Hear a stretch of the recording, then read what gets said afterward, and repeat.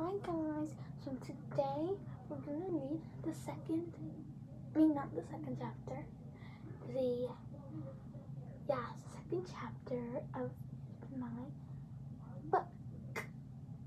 So, let's get started. I'm gonna read the second chapter of her book. We are in this book. An Ordinary Sound, classic featuring melody. We're on chapter 2 called Table Talk. So let's get started. I don't remember what word I was at because I finished on page 14. So I'm just gonna start at the top. Like what? Papa asked, propping his elbows on the table. Melody had held back a giggle when she saw Big Mama when she saw Big Mama frown the same way Mommy had, but Papa paid no attention. Well, last week before finals, a bunch of us went out to help Black people in the community register to vote, Yvonne said. And do you know, a lady told me she was too afraid to sign up. Why was she afraid? Melody interrupted. Because somebody threw a rock at her next door neighbor's window after her neighbor voted. Yvonne explained, her eyes flashing with anger. This is 1963. How can anyone get away with that? Melody looked from Yvonne to her father. You always say not voting is like not being able to talk. Why wouldn't anybody want to talk? Daddy sighed. It's not that she doesn't want to vote, Melody. There are a lot of unfair rules down south that keep our people from exercising their rights. Some white people will do anything, including scaring the Black people, to keep change from happening.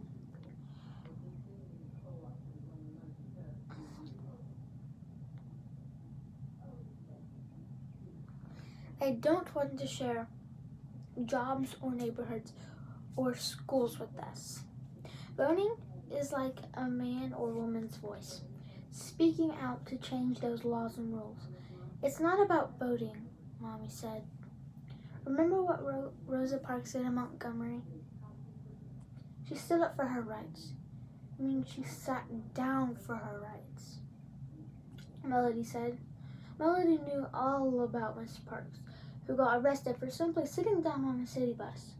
She had paid her fare like everybody else, but because she was a nerd girl, the bus driver told her she had to give her seat to a white person. But that happened 8 years ago, Melody realized. Why haven't things changed? Aren't we just as good as anybody else? Melody asked as she looked around the table. The law should be for everybody, right? That's not always the way life works, Papa said. Why not? Lila asked. Papa sat back and rubbed his silvery mustache. That always meant he was about to tell a story. Back in Alabama, there was a white farmer who owned the land next to ours. Palmer was his name. Decent fellow. We went into town the same day to sell our peanut crops. It wasn't a good growing year, but I lucked out with twice as many sacks of peanuts as Palmer. Well, at the market they counted and weighed his sacks. They counted and weighed my sack. Somehow Palmer got twice as much money as I got for selling half the crop I had. They never even checked the quality. of what we had either. What? Lila blurted out. How? Melody scooted from the edge of her chair. Wait, now? Papa waved his grandchildren.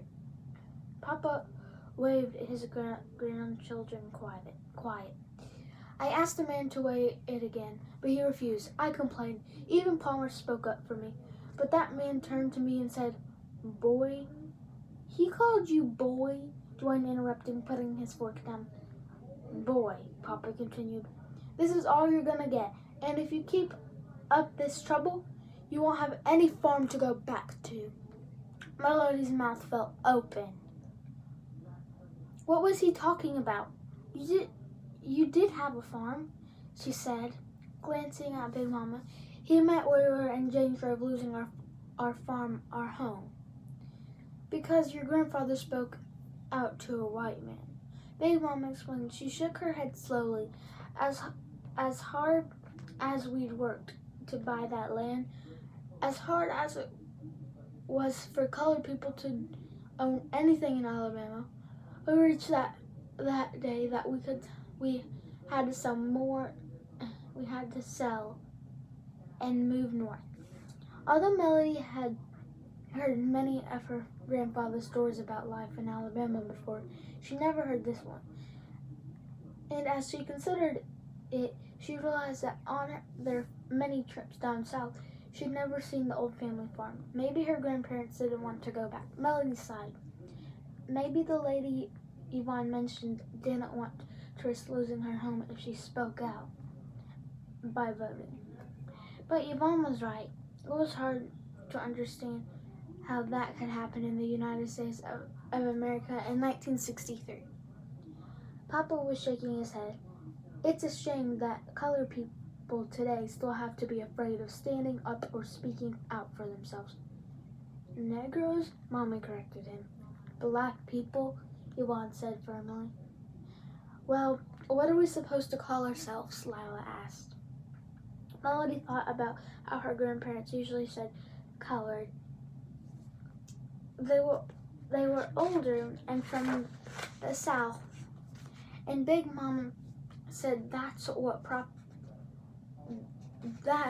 was proper when we're growing up. Mommy and Daddy mostly said Negroes. But ever since she went to college, Yvonne was saying black people. Melody noticed that Mommy and Daddy were saying it sometimes too. She liked the way it went with white people, like a match set. But sometimes she wished they didn't need all those color words at all. Melody spoke up. What about Americans? She said. Yvonne still seemed upset. That's right, Dee Dee. We're Americans. We have the same rights as white Americans. There shouldn't be any separate water fountains or waiting rooms or public bathrooms. Black Americans deserve equal treatment and equal pay. And sometimes we have to remind people. How do we remind them? Melody asked. Melody was wondering the same thing. By not shopping at stores that won't hire black workers, Yvonne explained. By picketing in front of a restaurant that won't serve black people by marching. You won't catch me protesting or picketing or marching in any street, Dwayne interrupted, working on his third helping of potatoes. I'm going to be on stage or in the recording studio making music and getting famous. Mr. Ellison shook his head, and Melody knew there was going to be another argument, the way there always was when Dwayne talked about becoming a music star. Don't forget, Daddy said, when you graduated high school early, we agreed that you'd work in the factory until the summer was over and then go on to college. I couldn't go to college, and now I'm working double shifts at a factory. So you could study music in college. Mommy was nodding. Melody knew that her parents were disappointed whenever Dwayne talked about skipping college. She saw Dwayne stop eating and look down at his plate, not at his father, and she felt bad for her brother. Melody hated when they argued. So when her brother looked as if he might say something, Melody interrupted. "Daddy," Melody said, "Dwayne can sing in my music already. He could play the piano almost as good as Big Mama can. He's really talented. It's like Big Mama says, everybody's got a right to shine." Daddy smiled at Melody. "I hope your brother is smart enough to appreciate when you girls stick up for him," he said. "But with a college degree, your brother would have a whole lot of opportunities." "Let's save this talk for later," Mommy said. Melody blew out a relieved breath. She didn't want their great day to be ruined by a disagreement. "I say, everybody needs to cool down with some ice cream cake," Big Mama said. She got up and headed for the kitchen. Dwayne escaped to the living room. Yvonne stayed at the table, talking to father and grandfather about her plans for a summer job. Melody gathered the salt and pepper shakers, which were shaped like two fat penguins, got up and put them away. A soft, slow tune was coming from Big Mama's piano. Dwayne was playing, making up a new song. Melody listened for him to sing some words, but there weren't any. Maybe he hadn't thought of them yet. She wandered to the archway between the rooms just as the phone beside the sofa rang. "Children, answer that for me," Big Mama called from the kitchen. Melody started into the living room, but Dwayne had already grabbed the big black telephone receiver without noticing her. "Hello?" Dwayne answered breathlessly. And then, instead of calling either of his grandparents or taking a message, he lowered his voice. "Yeah?" he almost whispered. "Make it quick. I told you this is my grandfather's number, okay? I'm working on the song now. I'll meet you later." "Who is it?" Papa asked from the table. Dwayne dropped the receiver into the cradle with a clatter. "Are you getting calls from your girlfriends on my telephone?" Papa laughed. So did Daddy and Yvonne. "No, sir," Dwayne called quickly. His eyes met Melody's. He had a funny expression on his face. She had heard him talking to girls on the phone before, and that wasn't how he'd sounded. Dwayne definitely had a secret. "Was that about your singing group?" she asked. Dwayne pulled her father into the living room. "Yeah, but after that scrape with that, I'd rather not announce this, okay?" That was Artie's brother. He just got hired as a musician at Motown, and he's gonna try to get us an audition. Artie was Dwayne's buddy and a member of his singing group, the Detroiters. "That's so exciting, Dwayne," Melody exclaimed. "Shh," Melody insisted.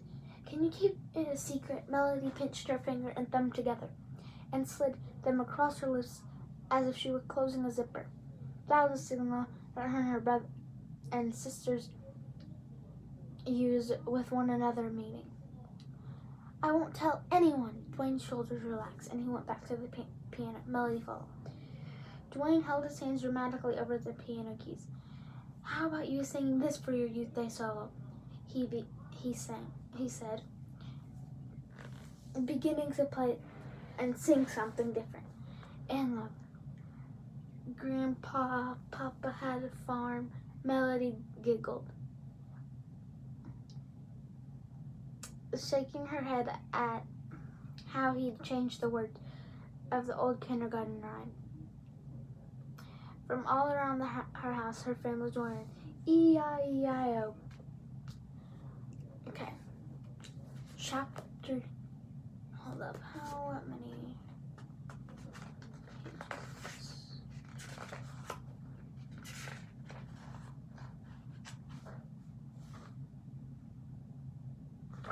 Alright, guys. That's it for the rest of